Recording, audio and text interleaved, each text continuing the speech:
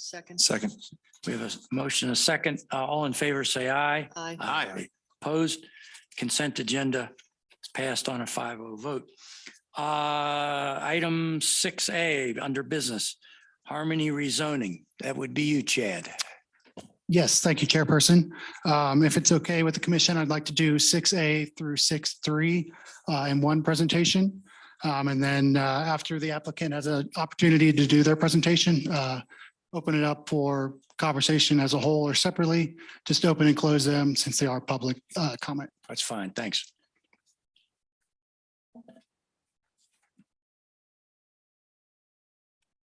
Give me 1 second, disconnect.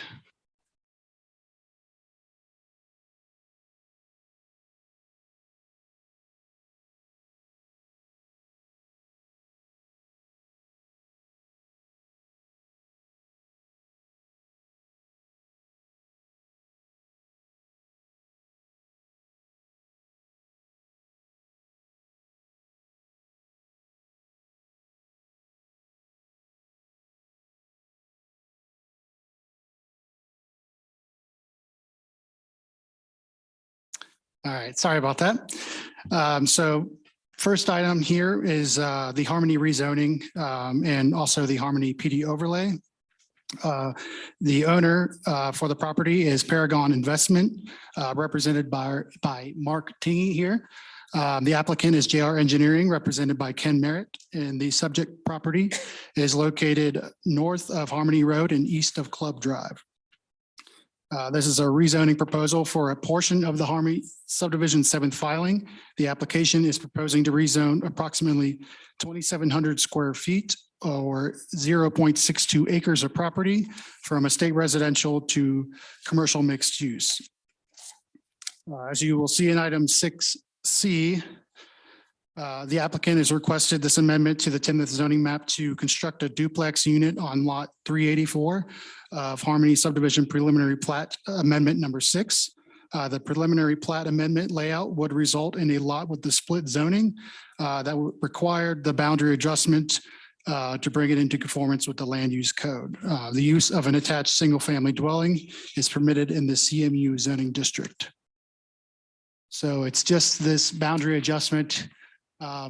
This is the existing zoning. If you see the RE to the east, there's just a little portion coming out where a lot will be located in the item 6C. So we're just bringing it into conformance for the use of an attached duplex unit. The item 6B is the PD overlay for the Harmony subdivision. This is just an amendment for 2 portions of the subdivision. The changes to the PD overlay are for the Harmony second filing, first amendment, which is at the northeast portion of Harmony, and the 7th filing, which is what we are discussing today. The intent of this planned development overlay is to make modifications to dimensional standards table of land use code standards as per the attached PD overlay document. Generally, the overlay is asking for relief on lot sizes and setbacks. Some of those changes, which I highlighted in the packet, are for the second filing first amendment. There's 28 estate residential lots, lots 179 to 206. Those changes include increasing the side yard setback from 5 feet to 7, increasing the rear yard setback for lots backing the Harmony Golf Course from 20 feet to 25, reducing the minimum building separation from 14 to 10, and increasing the minimum lot width from 60 to 80 feet. Changes to the 7th filing are for the 15 proposed lots. There are 14 single family attached and 1 single family detached in the commercial mixed use zoning district. These changes include reducing the side yard setback from 35 feet to 5, reducing the rear yard setback from 35 to 8, requiring a minimum lot area of 5,000 square feet, and proposing a minimum lot width of 35 feet. And then next we have item 6C, which is the preliminary plat amendment. This is the proposal for Harmony subdivision, which will be the future seventh filing. The preliminary plat proposes to provide 15 residential lots within 10.44 acres. Of the 15 proposed sites, 14 are intended for duplex, single-family attached lots with one single-family detached lot. That single-family detached lot is this lot here to the southwest. The preliminary plat is proposing roughly 68% open space within the development, exceeding the town's open space requirement of 20%.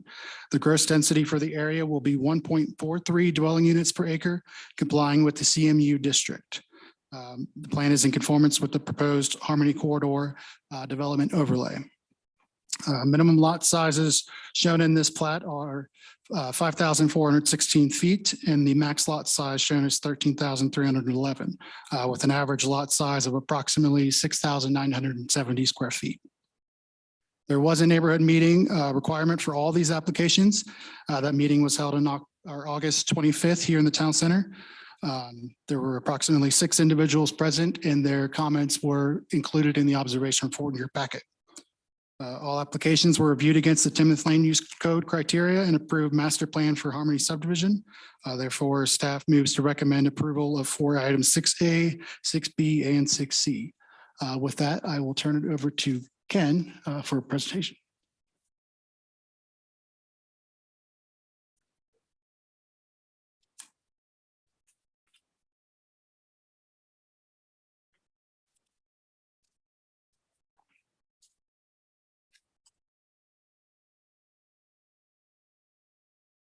Lara, there we go. Good evening, ladies and gentlemen of Planning Commission. My name's Ken Merritt with JR, Planners, Engineers, and Landscape Architects, representing the applicant this evening to Paragon Investment Group. As Chad mentioned, Mark Tingey is here as well this evening with Paragon Investments. Chad did an incredible job introducing the project and left me little to say, but I'm here to try not to be redundant this evening.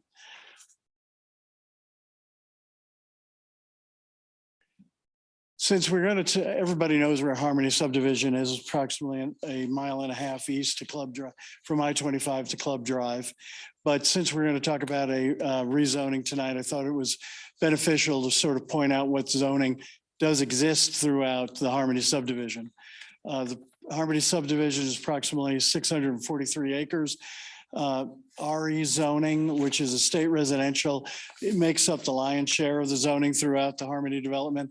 Approximately 634 acres or 534 acres or 564 acres represents the RE zone district.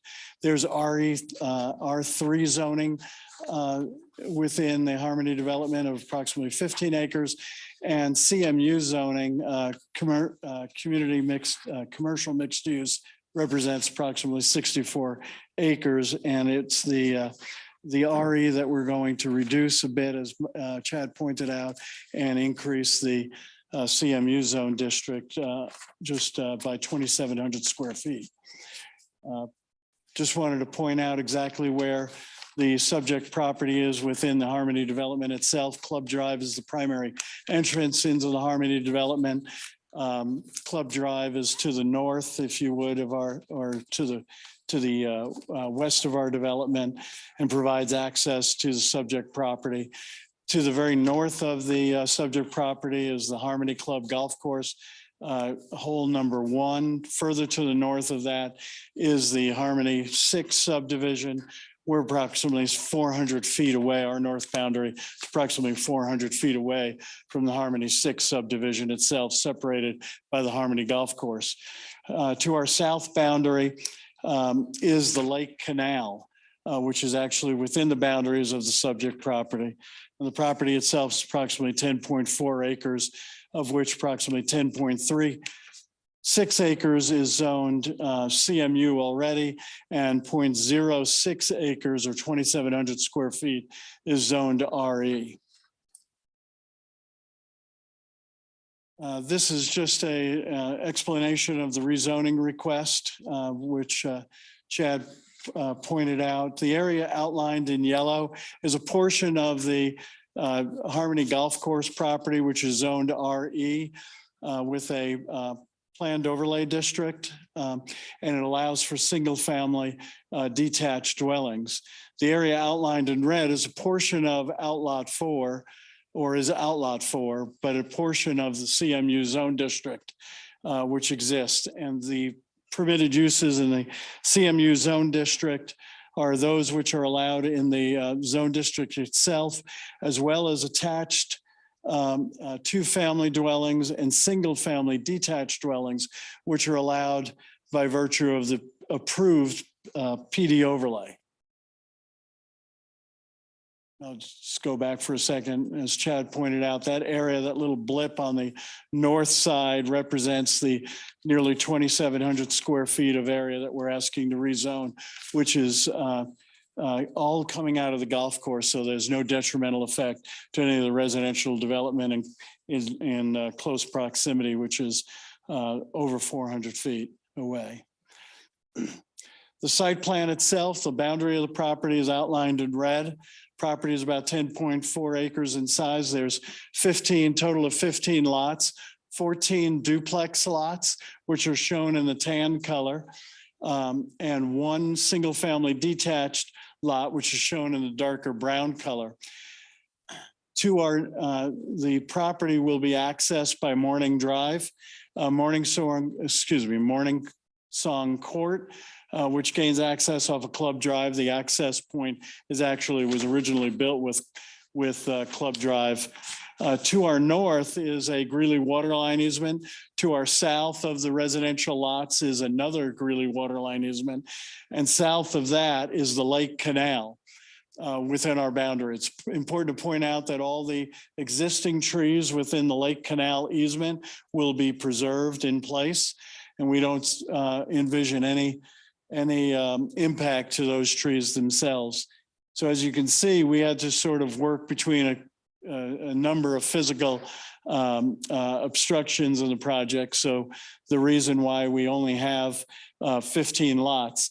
The actual lot size is approximately 5,400 square feet, ranging up to 13,300 feet on the one single family lot. The average lot size is approximately 6,900 square feet in total. The open space area is 7.1, and that number is correct. 68% of this site is open space because of the various physical obstacles present on the site. And that simply concludes our presentation this evening. We're happy to take any questions or comments you might have of me or Mark this evening. Thanks, Ken. Do we have anybody signed up for public comment on this? Do we have nobody signed? Okay, I'm at my liberty, Chad, to close all the public comment on all three at once, since nobody signed up for any public comment on it. Yeah, okay, so we are going to open and close public comment on 6A. It's open, it's closed. 6B, opened and closed. And 6C, open and closed. We do stand on formality here. Hi, Mark. Very good. All right, with that, I'm going to bring it up here to the commissioners. Questions on this? No, it looks pretty good to me.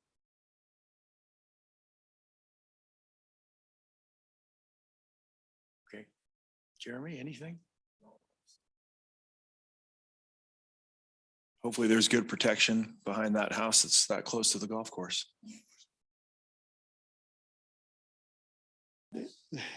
There's actually a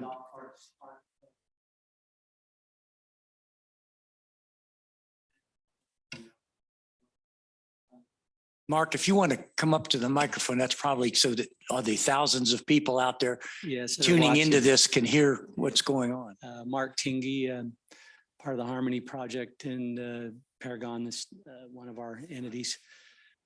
That site, it has had a lot of consideration to it. There'll be additional probably landscaping on the golf course property that isn't part of this project, but we will do probably additional trees or whatever, but the landing zones were taken in consideration, and we'll make sure that we don't want any undue issues, and we have additional setbacks in what industry standards would require there. The challenge was, as Ken briefly mentioned, was the Greeley water lines, to try to take that piece and turn it into something that would be advantageous for the community or whoever ultimately will want to live there. Working between the canal and the two water lines, Ken can attest, there was, I think we started on this years ago. Trying to figure out how we best could do that and yet meet the requirements of Puda Fire and others and our road widths, et cetera. So this is what we ended up with, and we think it's a good transition as you're coming off of commercial space into the rest of the residential. This is a good transition zone for that. And the front of it that faces Club Drive, if you can see there, it'll have berming in it, similar to what we've done in the rest of the project, so that as you come up Club Drive, there'll be a shield between that little area and Club Drive and give it some level of privacy as well. So good question and good comment. Yeah, very well. Lisa, I think you did have a question. Yeah, I have a quick question. You say that you've been looking for a long time to figure out how to do on this property. How long have you been considering duplexes for it? And obviously it's allowed under the CMU zoning designation, but was Harmony always going to have some duplexes, or is this just what evolved because of this property? We had always anticipated having duplexes. You might remember there's duplexes that have been built along the golf course in filing 3 on Artisan Drive, Foundry Court. But the duplexes were always considered. We did look at single family homes at one point, small single family homes, but in fact, we had actually more lots than the 15 we now have. But this is where we settled as being the best use of the property. We wanted the duplex buildings themselves, the duplex as a pair, to have a similar mass and scale as the single family homes in the development.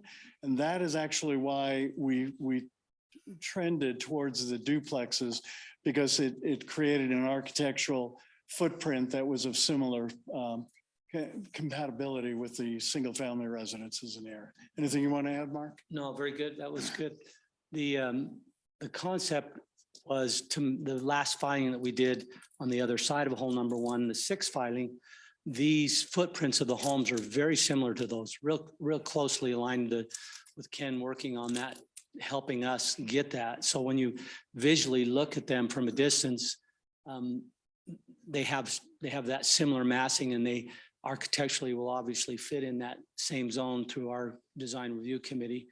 And so it just ended up being a demand for a product that people were looking for, and the best use to fit that. As Ken said, we could have had there was a higher single family count at one time on there, but it really wasn't the product that would have probably worked the best for the site and for what people's desires were. So it was an open book for a long time.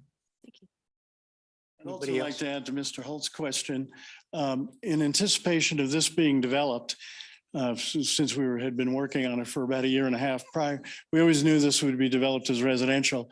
There were a number of berms on the north boundary of our property that were built probably about 2 years ago now, in anticipation of this development, to address the concerns of any landing zones that Mr. Holt brought up. And as Mark mentioned, that'll be landscaped. We've landscaped what's within the boundary of our property. We're also building on what you might consider to be the northwest corner, that sort of triangular area, a large berm as well, to create some privacy for those drivers that are driving south towards Harmony Road on Club Drive, to block some of the views and create a little greater privacy for those first 2 residences that are right off Club Drive. That was a good question. Thank you for asking about that. Yeah, normally it was very important to get a scale that was similar, so that it didn't look like they were these small homes, because the footprint of each home is likely to be fairly small. Two questions. What, Ken or Mark, what's the final number of dwelling units? It was years ago, it was gonna be 515, I seem to remember, and that came down somewhat with the townhomes. What do we now end up at? Mhm. You would ask that question. You've never failed to be able to answer our questions. If we on had all these. Brainiac here, Mr. Collins, every number never misses him, but that's I think we're 476, somewhere there. But there's still some more CMU in there or whatever, but yes, we're under our original 515 of what the project was approved for. Good, very good. And then and I don't usually parse the details to this extent, as my colleagues here know, but on the overlay, if you increase the side setback from 5 to 7, it's not a typo, is there a misprint that you're decreasing the minimum separation from 14 to 10? That's what's actually happening. That's not a misprint. Yeah, that was what they proposed. They had on the last one for this, is that for the second filing you're referring to? Yeah. They had that as a 5-foot setback, and they've since changed that, wanted that to be a 7-foot requirement. I guess that 10-foot really wouldn't be met, but that is how that was read on the overlay. Okay, I just wanted everybody paying But attention. let me just clarify. We increased from 5 to 7, and we increased the separation to 14. That is what was on the PD overlay. I believe that is a typo. That's So there will be 14 feet of, regardless of what the PD overlay says, if there is a typo on the PD overlay, the intent was to create greater side-to-side separation. And so we went to 14 feet when we went to 7 foot. okay. Staff, I assume. Yep, that was a typo on my end. So it is a 14-foot. So that's where that 7 to 7 side yard setback would make sense. So it is a 14-foot separation. Okay, I get a gold star for catching. All right. I was going to mention that, but I didn't think it was necessary. All right. Last call here on these 3 items, and we're going to vote on each one separately. Anybody else? Nothing? Anything? Okay. All right. With that, item 6A, Harmony rezoning. Do I have a motion on item 6A? I make a motion, we approve 6A. A motion to approve. Do I have a second? Second. I have a second. All in favor, say aye. Aye. Opposed? Item 6A passes a 5-0 vote. Item 6B, Harmony Plan Development Overlay Amendment. Do I have a motion on that one? Motion to accept. Do I have a motion? Do I have a second? Second. We have a second. All in favor, say aye. Aye. That passes on a 5-0 vote.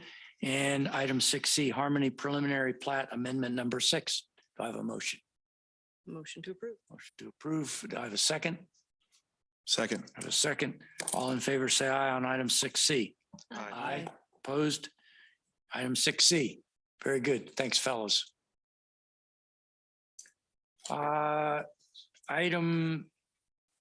Business item 6D, Timnath Ranch fifth filing replat, 2 minor subdivision. Chad, this is Kevin. Kevin, may I presume you're going to take the next 3 together? No, Or I'm not? going to take You're this doing one separate? individually. Yep. Okay, very good. Thank you, Chairperson. This is the Timnath Ranch fifth filing, replat number 2, minor subdivision. The owner is Timnath Ranch LLC. Applicant is TB Group, represented tonight by Mike Walker and Courtney Stazowitz, who is the voice in the sky. She is on Zoom. This fifth filing replat is located just north of Innovate Place, east of Club Drive and south of Harmony Road. This will be for 5 commercial lots in 2 tracts on 11.3 acres. The lots will range from roughly 1.1 acres or sorry, 0.64 acres all the way up to 5.3 acres. And then the two tracks will be 0.3 or 0.83 acres and 0.73 acres. Lot 1, which has a size of 1.4 acre, will be coming forward on the next applications. And then Lot 2 also has another proposed retail user that will be coming forward in future meetings. The two tracks that are being proposed with this, one is for a landscape and utility easement on the north side of the property adjacent to Harmony Road to provide for that landscape buffer. Then the other tract, which is tract B, will be an internal private drive to help for access for lots 1, 2, and 3, and potentially lot 4. And this proposal falls within the Harmony Corridor and was reviewed against Harmony Corridor standards set forth in the land use code. And it also has a development structure plan, which has been approved by the DRC. This filing is providing for a development plaza space within lot 5, which will come when that parcel develops in the future, which is depicted on that development structure plan.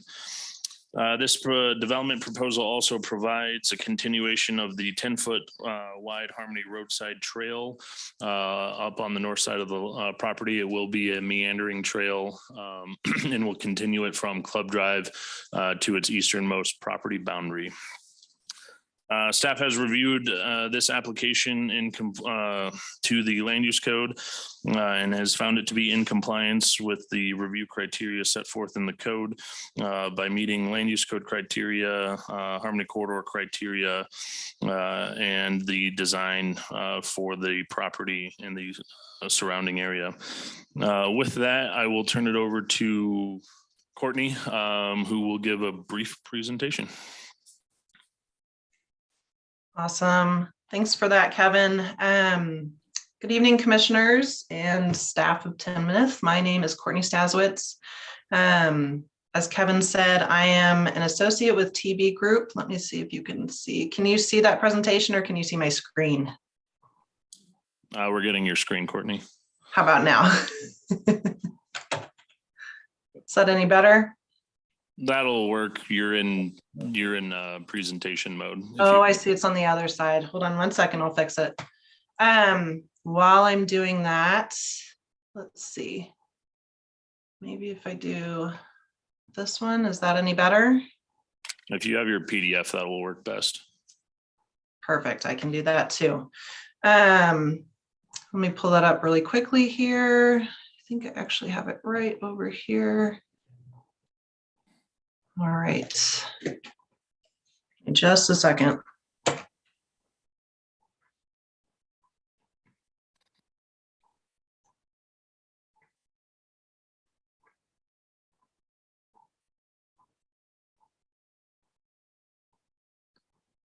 All right. I think we are finally getting somewhere.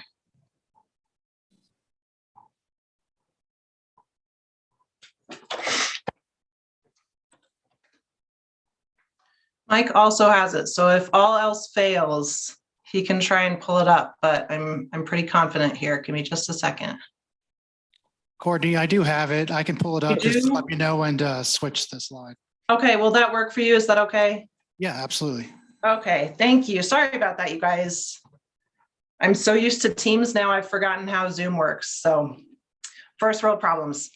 Okay, so thank you so much. That's perfect. Like I said, my name is Courtney Staswitz. I'm an associate with TB Group. We are the planners for this site. Timnath Ranch 5th filing replat number 2. You can go ahead and switch slides for me. Thank you.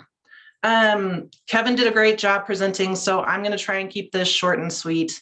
As you can see from this slide, our site is located just south of Harmony Road.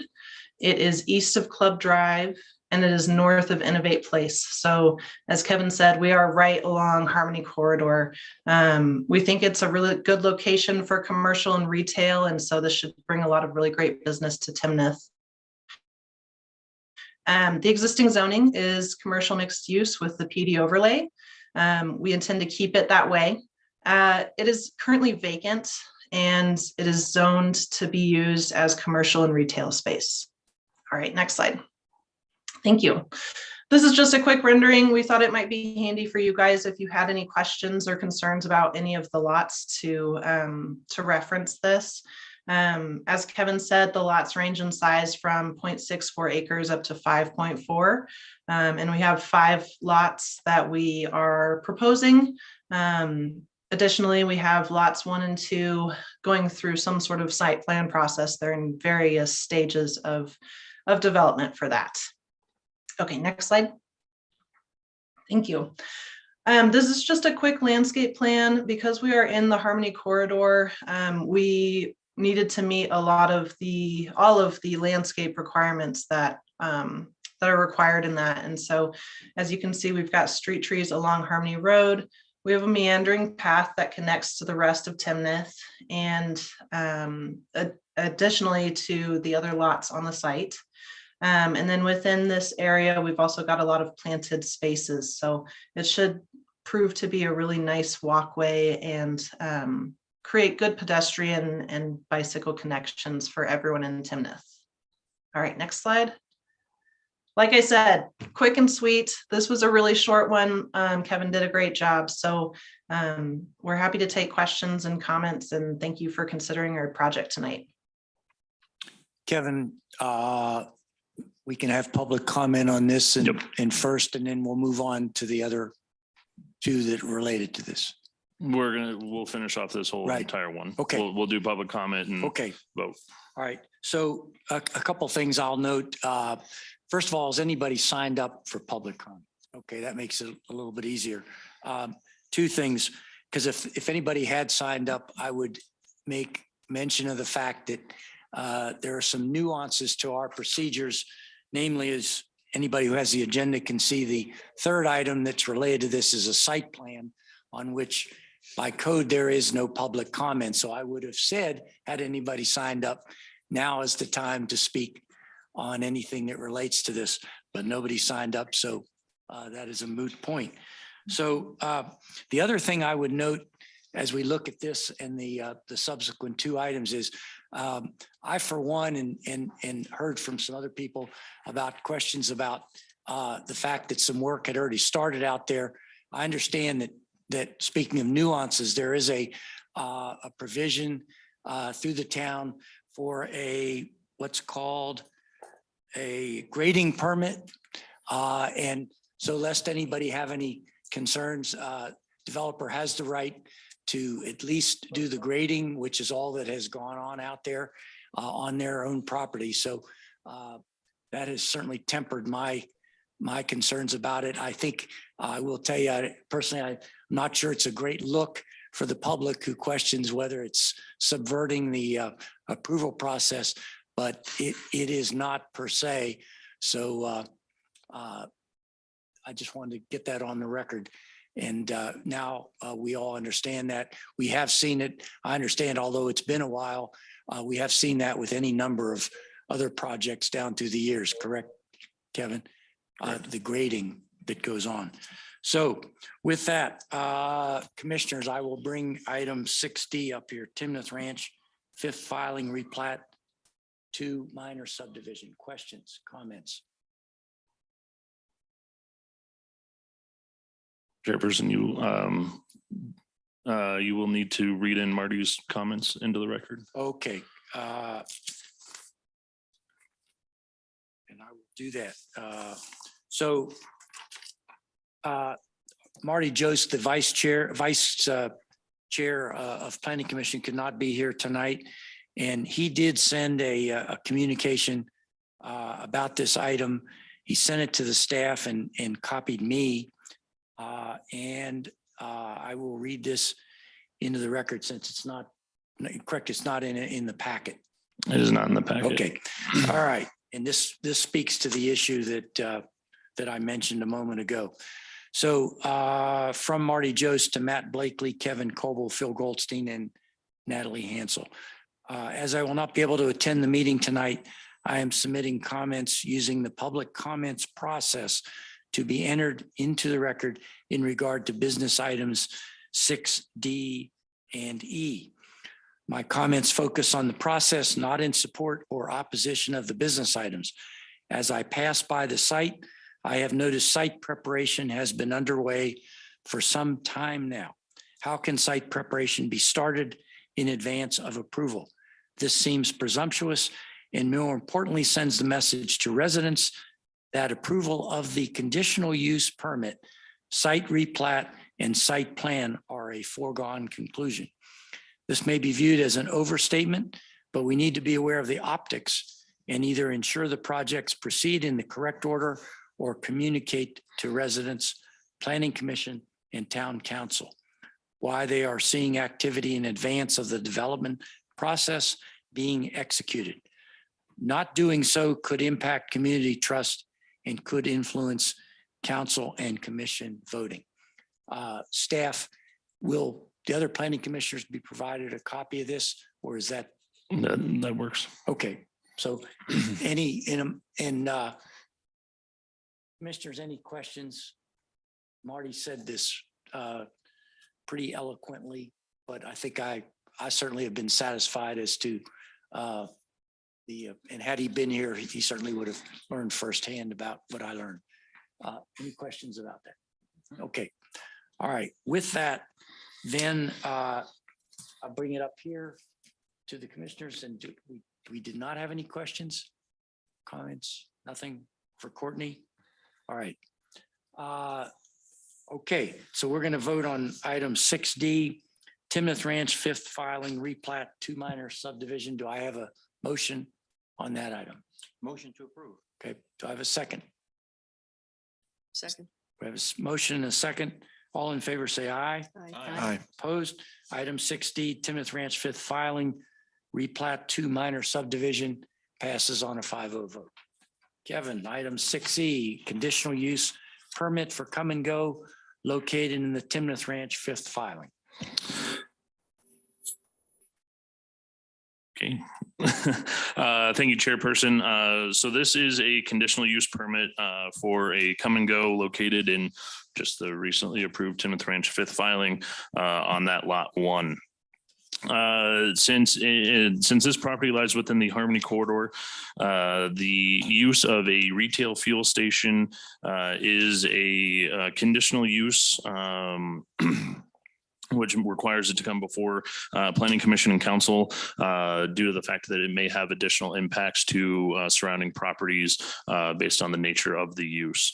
The applicant is come and go, or owner is come and go. Applicant is Olson, represented tonight by Jewel Ray.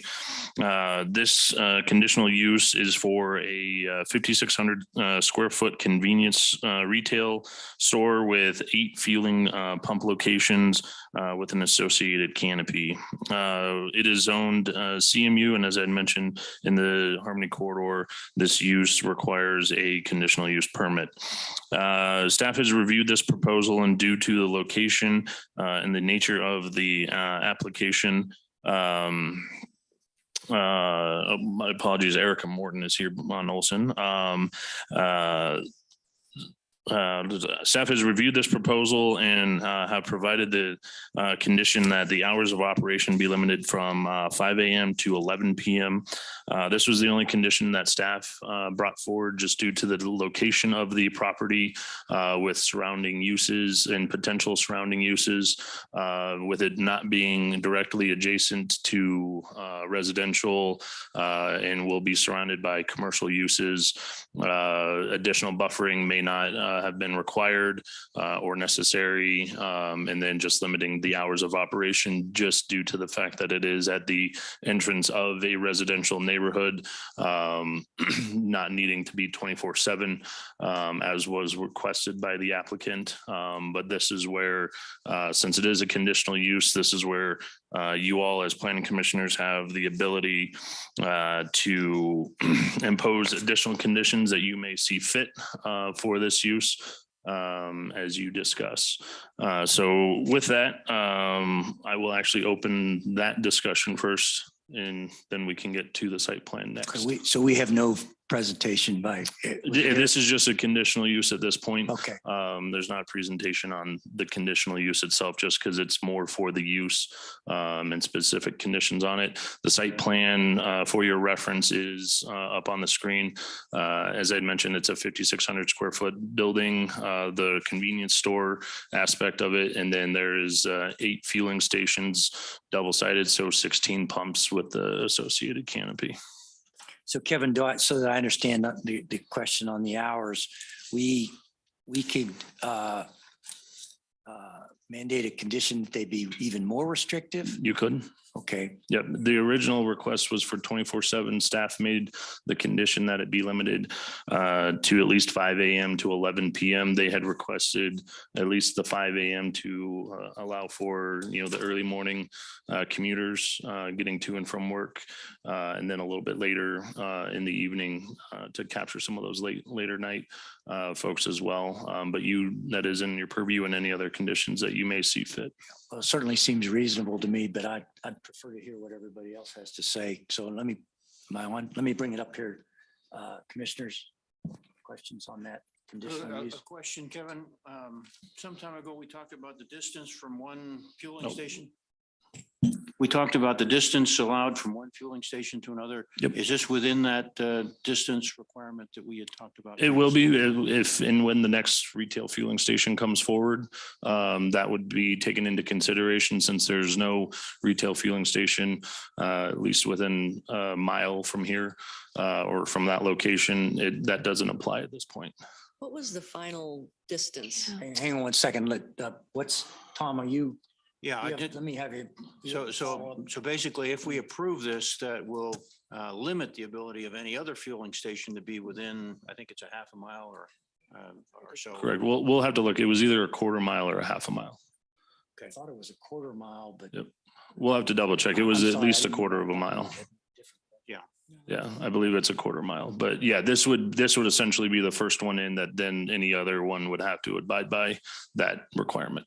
Would you, for Wendy's and Jeremy's sake, would you explain a little background very briefly on that and where, because they weren't here when we Yeah. had that So discussion. we did a land use code amendment earlier this year, and one of the items was for a restriction on gas stations within proximity to each other, not having to have gas stations, on 3 corners of an intersection to try and prohibit that and limit that.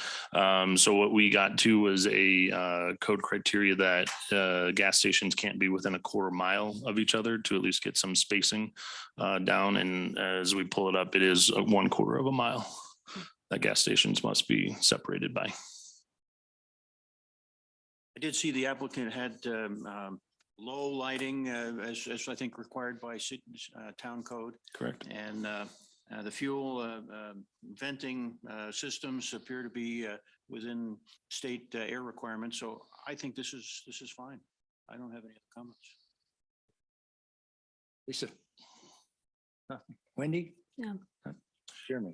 Yeah, so as far as the conditional improvement, this is just for the pumps in the convenience store. There's no additional drive-through car wash, anything else that normal gas stations have attached to it, correct? Nope, there's not that in the proposal. That's fine with me. And then chairperson, this is a public hearing. Yeah. Anybody signed up for this? I didn't think because I asked, we don't have anybody signed up for this or the other. Okay. But so we've opened and now closed the public hearing, public comment on this particular business item. I don't have a problem with the hours. I think that's a good accommodation. And I'm glad to see that it's not 24/7. I presume at some point the applicant can come back and request some consideration of different hours, but that would also come back through the town. Correct. That would Okay. have to be a new conditional use Yeah, permit. I would also say too, when I look around the area, the come and go properties that I've seen are far more attractive. Nothing against anybody else's, of course, but I think it's inevitable that in accommodating to the residents that we have a gas station and a convenience store. And I think these properties, as I see them, are far more attractive than some others. So certainly I think we welcome this as our first fueling station. Commissioners, anything else before we? Okay. Do I have a motion on item 6E, conditional use permit for come and go? Oh, wait, you know what? I did, again, parsing details, but really I don't have any concerns. As far as the waivers that's being requested, I don't know if anybody else saw those. I think that's reasonable. Well, that's part of That's the the next, next one. that's Oh, part of the that's next the application. next- Yep, that's the next. item. Okay, all right, I got ahead of myself here. All right, back to item 6E, conditional use permit for come and go located in the Timnath Ranch fifth filing. Do I have a motion? Motion to approve. Do I have a second? Second. All right, we have a motion and a second. All in favor, say aye. Aye. Aye. Opposed? Okay, passes on a 5-0 vote. Item 6F, come and go site plan. Kevin, Thank you, Chairperson. Now that the conditional use has been recommended for approval, this is the site plan proposal for the roughly just 5,600 square foot retail fuel station on the lot 1 of the Timnath Ranch fifth filing. Once again, the owner is Come and Go. Applicant is Olson, represented tonight by Erica Morton. The property is owned CMU, and now that the conditional use has been recommended for approval, this site plan can move forward. The parking requirement for the roughly 5,600 square foot retail fuel is 23 parking spaces, which includes 2 ADA and 1 electric vehicle charging space per the Harmony Corridor criteria. This proposal is providing for 32 spaces, which includes 2 ADA and the 1 electric vehicle charging space. The proposed plan includes 30% of the site to be landscaped, which meets and exceeds the 25% requirement. This site is also including a public gathering space on the southwest portion of the building, which will be furnished with picnic tables and benches per the Harmony Corridor criteria.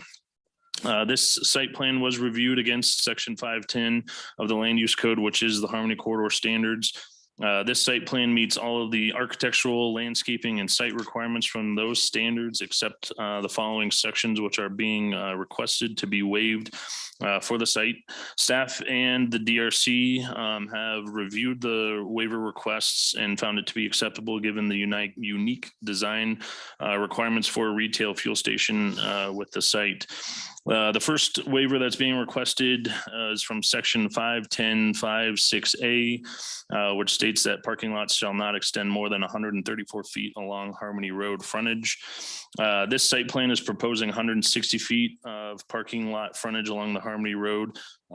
This is due to the fact that this is where the fueling canopy is, along with the parking stalls that are needed for the site, just due to the fact of the width of the canopy with the drive aisle around it. It would be difficult for us site any type of retail fuel station to meet that requirement to have less frontage along Harmony Road. The next waiver request is from Section 510.7.5A, which states that buildings shall extend along Harmony Road at least 35% of the overall property frontage. That requirement would require 92 feet of building frontage along Harmony Road. And then due to the it kind of goes hand in hand with the previous waiver, but due to the size of the fueling station and canopy with the parking stalls, it would be difficult for this site to provide 92 feet of building frontage. Also due to the fact that this site is more linear in nature. But this site is providing 57 feet of building frontage or 21%. So just a 14% reduction is all they are looking for with that. Staff has reviewed the site plan otherwise against the land use code and found it to be in criteria. And with that, I will turn it over to Erica for a presentation.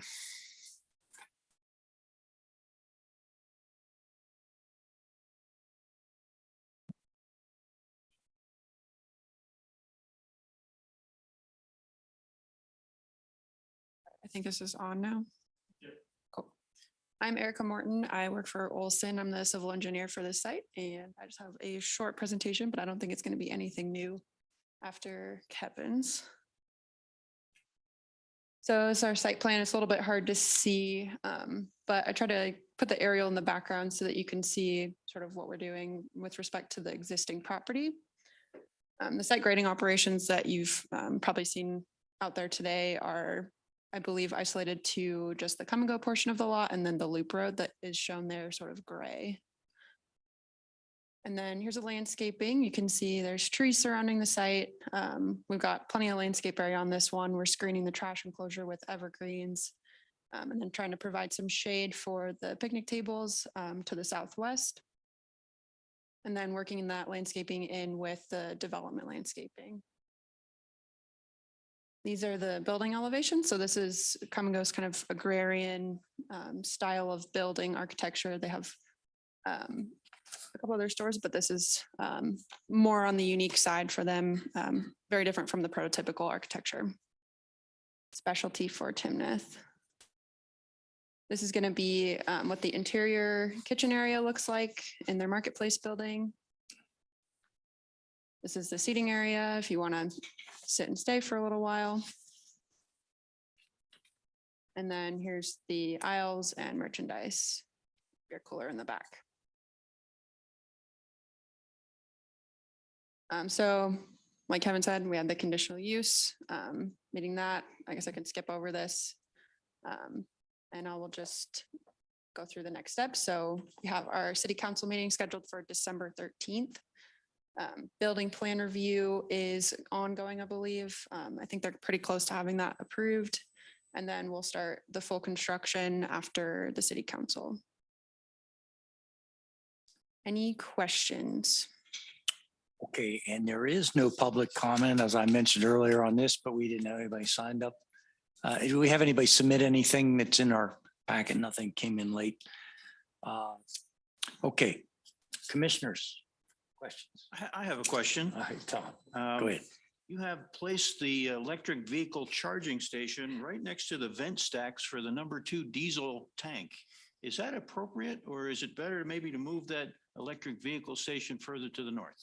So the venting is actually more of an intake than an outgoing vent. It's just used to equalize as the fuel trucks come in and they dump fuel into the underground storage tanks. The vapors from the storage tank are actually captured in the fuel truck. And then as people are pumping their gas and their diesel, the vents are actually taking air in to make sure that there's not a vacuum in the underground storage tanks. But in a worst case situation, wouldn't there be the potential for a vent release? So you mean to have like vapors Vapors? coming out near the EV? If you had a spill, if they overfill the tank? I believe that is all just a closed system. So any overflow, there's like shutoffs and all sorts of like sensors and everything with the underground storage tanks. And I'd have to go back to Come and Go for all the super fine details on that, but it's very safe, and Come and Go prides themselves on being kind of the best in the industry as far as safety goes and preventing spills, and they have response programs and all sorts of safety measures in place. I'm sure you've looked at it all, but it just strikes me as a bit odd. That's only comments I had. I think that the request for the additional parking lot space is actually a good thing. It gives more room to turn around for vehicles. I don't like gas stations that are that cramped. And of course, the access along Harmony, I think that those waivers make perfect sense to me. As do I. Wendy? Kevin, this is a two-part question, one for Kevin. Oh, make Put sure your you're- microphone on. Yeah, there you go. Harmony corridor required an electric charging station? Correct. Okay, Every development, individual site is required at least one electric vehicle charging station. okay. And then is it a fast charger, fast charging? I don't think we've determined the EV provider quite yet, but I believe they usually do the level 2 or level 3, which is fast. That's it. Okay, Lisa. Jeremy. Nothing. Okay. All right. I already mentioned, I was on the wrong item. I mentioned those same things Tom did, and I agree with that. I think those make perfect sense. And so with that, no additional question, last call here. Okay. We need a motion on item 6F, come and go site plan. Make a motion to approve item 6F, come and go site plan. I have a second. Second. We have a motion and a second to approve. All in favor, say aye. Aye. Opposed? This one carries on a 5-0 vote. Welcome to Timnath.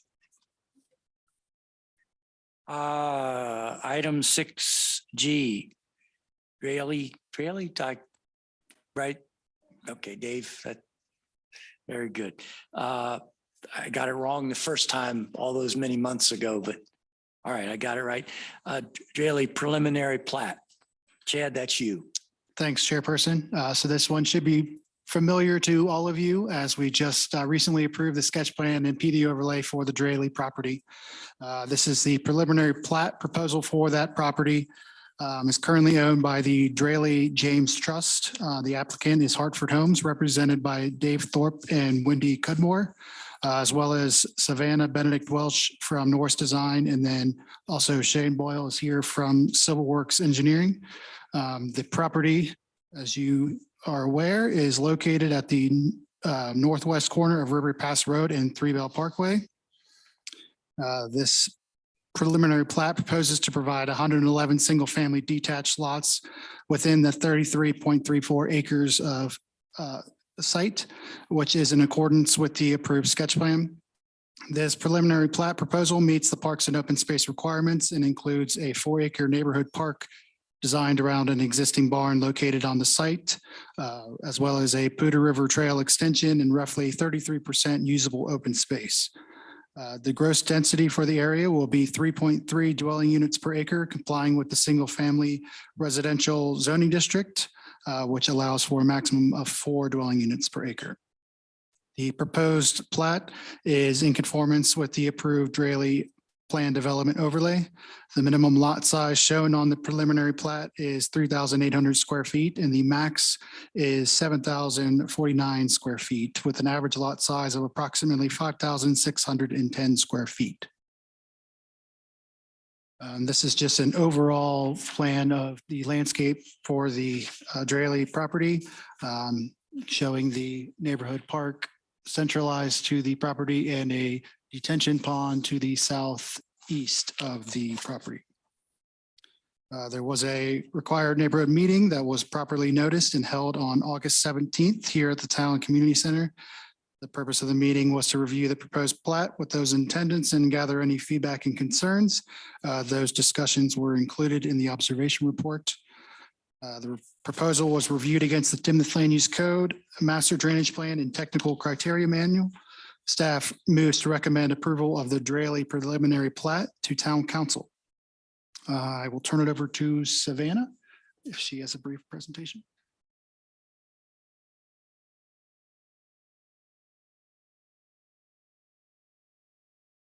All right, good evening, everyone. My name is Savannah. Excuse me. Can you hear me better?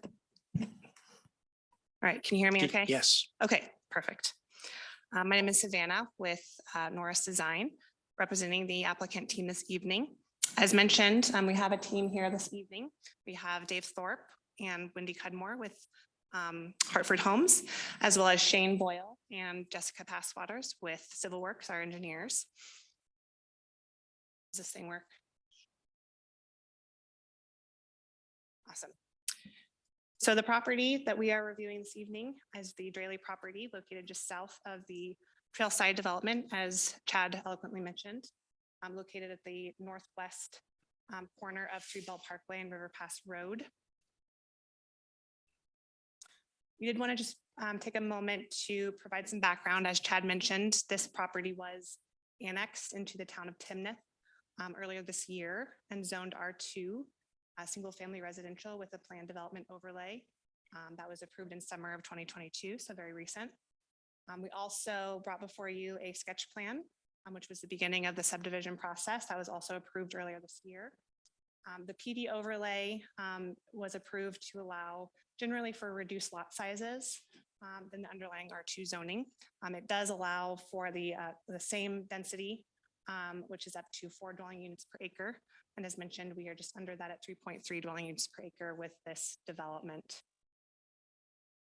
So before us this evening, as Chad mentioned, is the preliminary plat. This includes a total of 111 single-family lots, which is compatible with the approved PD overlay and sketch plan. We did submit a number of items with the subdivision application, which included the plat, the drainage plans, and grading plans as well, drainage report, utility plans, landscape plans were also included as Chad mentioned, as well as a traffic study. We did work closely with the applicant team worked closely with staff throughout the review process on lot layouts, grading and drainage, and also the general landscape design. So that was certainly part of the process as well. We also wanted to share our site design vision and updated concept plan that shows a visually appealing site plan. So as mentioned, it's all single family ranging from 3,800 square feet to 6,000 square feet.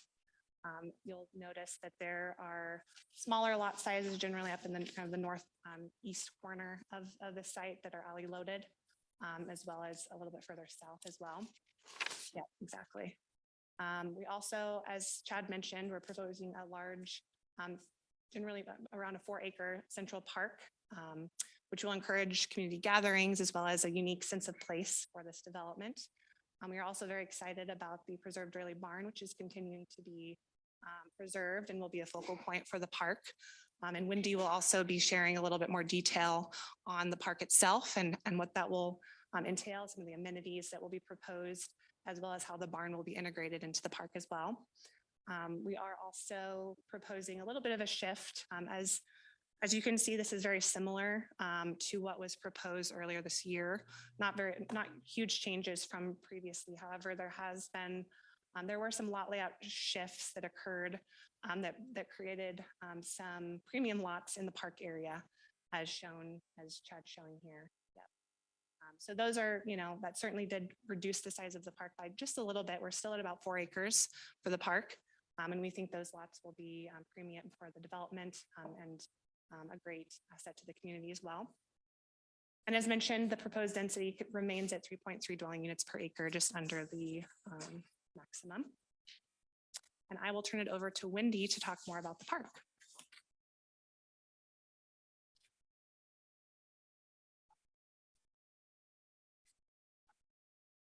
Good evening, Planning Commission members and staff.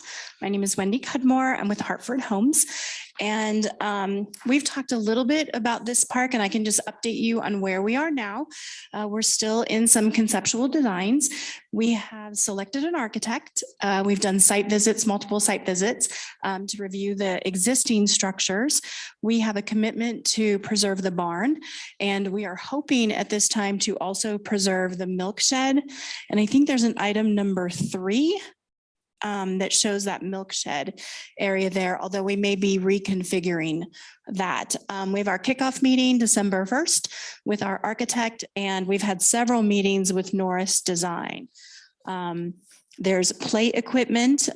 We are expecting the barn to be a 3-season facility, and assuming that it can be done so safely for the community, which is still under review, we expect it to be a place where people can gather on the inside informally for perhaps a picnic or something. And then you can see the number 4. We expect to do a large farm table and potentially some lighting. And then there's several elements about the play structures, and there's a lovely gathering. I can't see if that's a 7 or a 1, perhaps a 1. Where food trucks could gather. We've created a little loop where food trucks could pull in. So these are some of the things that we're exploring. And we've had the architects out on site as well as our structural engineers to review the barn. And we are hopeful that facility can be usable and not just something visible. Although it's a very lovely structure. So I think it's going to add value either way. So I'm happy to take questions. It's all very preliminary. Like I said, we're kicking off our meeting with the architects December 1st. Natalie, I see nobody here for public comment. We open public comment, we close public comment on this. Commissioners, questions for Savannah and Wendy? Question for you. Will this share a lot of the amenities of Trailside, the pool, parks, so on and so forth? Absolutely. So the intent is for Drayley to be an extension of the Trailside community. It will be branded Trailside, and it will be public amenities, but the intent is for these residents to take or have the option to participate in the other amenities in Trailside. Will that also extend builders as well? So will it be all a Hartford build or multiple builders? Great like Trailside? question. For the Drayley? Yes. So there are 2 product types that we're expecting right now, and it's my understanding that Hartford is planning to build those. Dave? Yes. Excellent. Yeah. And they'll match, you see some architectural samples here. They'll match some of the product type that are in Trailside. So just a continuation with a very nice amenity in the center. So it was if I'm remembering correctly from the first conceptual meeting of this too, part of this was to bring potentially some lower cost homes, right? With the condensed lots, so on and so forth. Is that still the plan, or are we going to be $600,000, $700,000, $800,000 homes? You want to speak more to price? Hi, Dave Thorpe with Hartford Homes, Director of Entitlements.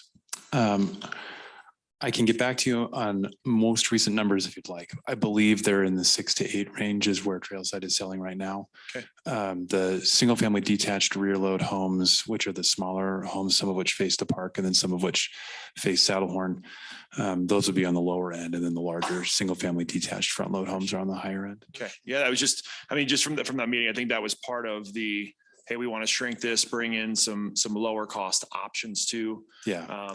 Just making sure that that's still part of the thought process going into such a condensed amount of homes. Yeah, the smaller lots there have the alley load ones on the east side of the park, and then the block of homes facing Saddlehorn. Okay, thank you. Thanks, Jeremy. Tom? I have a question. Can you tell us a little bit about the drainage plans, particularly along the western edge of the property where there's a proposed road, I guess, for that other lot? Yeah, hi, members of the board, Shane Boyle with Civil Works. And the drainage on the site, to start off with, we're meeting all of the requirements, in fact, exceeding the requirements for the town based on the master plan flow rate that we're allowed to release. We were allowed to release 19 CFS. That was further reduced by the downstream development to 14.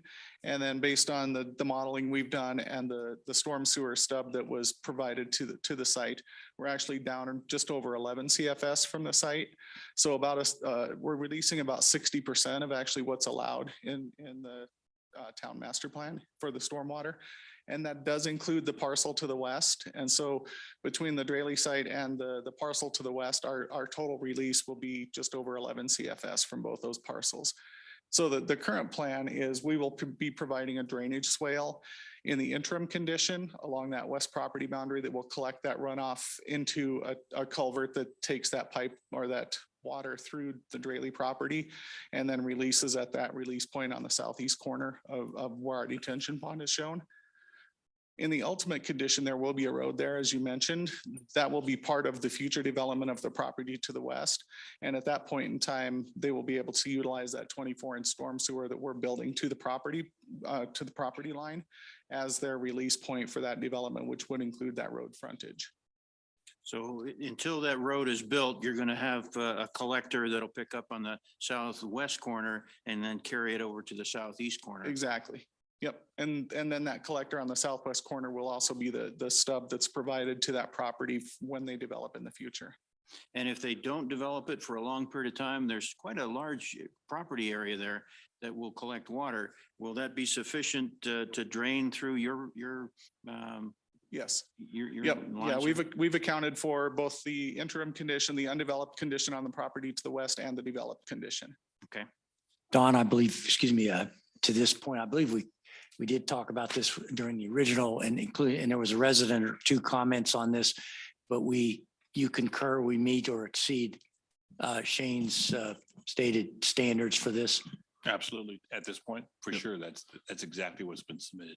Okay. And commissioners, I don't know if you actually have the formal introduction.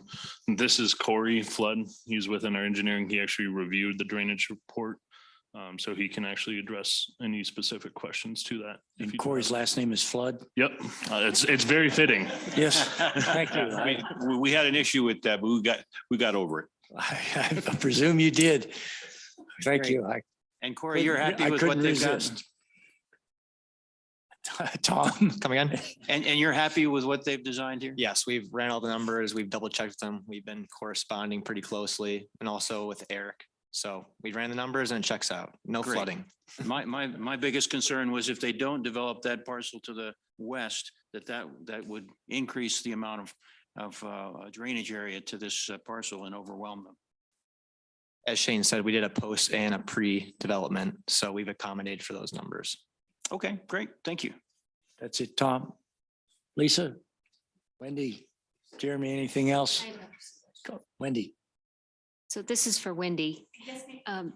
So the barn, Yes, ma'am. you can tell what our interests are. Mine's in reserving the barn for events, but so is Metro District in charge of the upkeep of the barn? So Is that- that's a great question. That is my current understanding that the Metro District, so it can be a public amenity, they will be in charge of the maintenance of the barn. And then if somebody wants to reserve it, it's 3 seasons that it's reservable, right? But- Yeah, we haven't worked out those details Okay. from a programming standpoint, whether it can be reserved or if there's any kind of fee or the something. hours. Right now, we just want to make sure that it's safe for the public to occupy.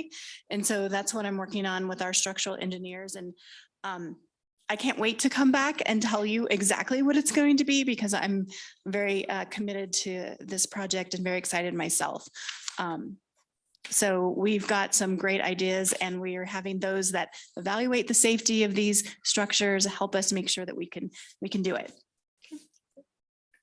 Taking off on that, staff, Chad, Kevin, anybody, is there anything about this? Because we still don't have a full resolution on the structural integrity of the barn and such, which is fine at this. Is there anything about this proposal that should it not be found to be acceptable for the intended uses that would affect the approval of this in subsequent phases? So we've done a structural review of the barn right now. What we're evaluating is if we can make modifications to the interior of the structure and taking into account how that facility can be used for gatherings. But we have had our structural team come out and look at it. The next step is to see what we can do to raise the bar. Raise Raise as the in, barn, yeah. raise the barn as not as in raise, R-A-Z-E, right? Raise. Tear down. That met the correct spelling, raise, R-A-Z-E as in tear down, okay. But we'll have more details to share. Or barn raising Raise- rather than tear it down. I understand. I have a journalism degree in English minor, so thank you. Thank you. I haven't used it in 47 years, but Yeah, just to answer your question, staff does see that as a wonderful amenity. However, if it was not to come to fruition, they're still meeting requirements for open space and different things. So they may need to upgrade some of the play equipment or something around that. But as far as the spacing and open space, they are meeting that requirement. anything else on that now that I've opened the barn door? Pardon the expression. Okay. Enough humor for one night. All right, commissioners, anything else on item 6G? No, okay, with that, we have an opportunity for public comment right now. We've opened and closed that already, did we? Okay. With that, I need a motion on item 6G, Draley preliminary plat. Make a motion, we approve. Do I have a second? Second. Okay, good. Everybody speak at once here. All right, all in favor of item 6G, Draley preliminary plat, say aye. Aye. Opposed? Nay. Motion carries. Moving on to the next step, folks. Thank you. All right, item 7, reports. Commissioners, anything, anybody have any item? I know Matt's champing at the bit here. It's champing at the bit, right, Don? It's not chomping at it's Champ. champ. I'm Right, champing. right. Yeah. Come on, you're a journalist too. Yeah. It's champ, no. Thank you. It's champing. Champing at the bit. Okay, commissioners, anything? No, staff, Matt, I know. Okay, I've got a couple of housekeeping items and a couple updates. So Jeremy asked about the police ribbon cutting that is scheduled currently for December 8th. It's on the website, so you can find more details out there. Is that open to the public too? I believe so, yes.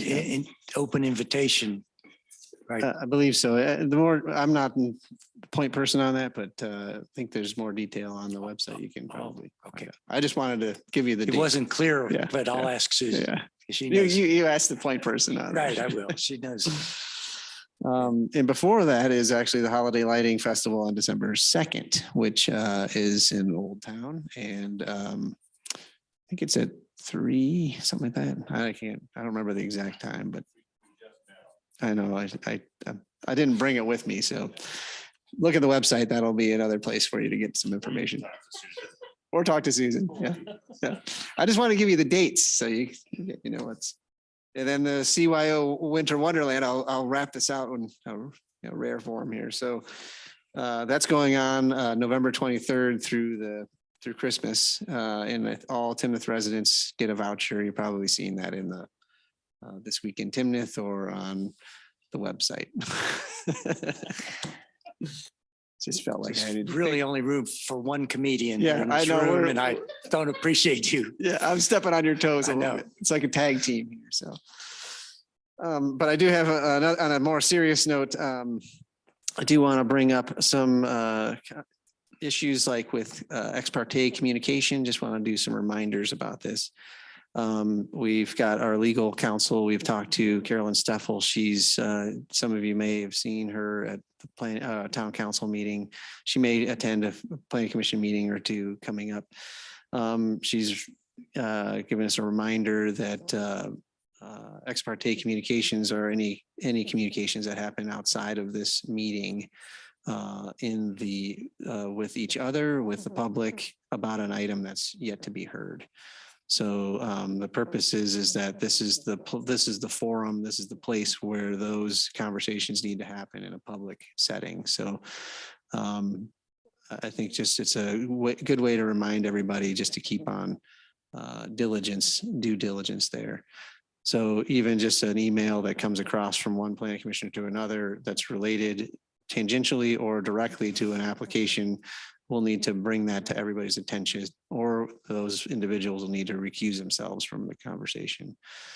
If you're not able to attend a meeting and you want to bring your points forward, send them over to staff and we can we'll figure out how to deliver the message to the rest of the planning commissioners in an attempt to try to avoid any conflicts between any of the planning commissioners. So just want you to just be very cognizant of that. We're coming into quite a few items, as you saw tonight. There's a bunch more coming. Each one of these gets a little more and more attention.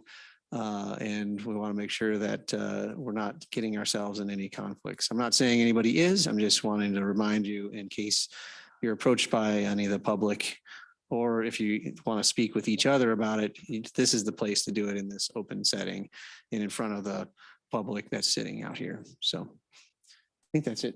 What did I forget? Oh, yeah. And if you are sending an email to staff, just don't copy each other on those emails. So it just comes just to staff. Don't because you start to jeopardize each other. So send it to staff. We'll bring it forward to the rest of the planning commissioners. Thanks. Don, anything? Okay. With that, do I have a motion to adjourn? Second? Second, all in favor, say aye. Aye. Opposed? We are adjourned. Thank you.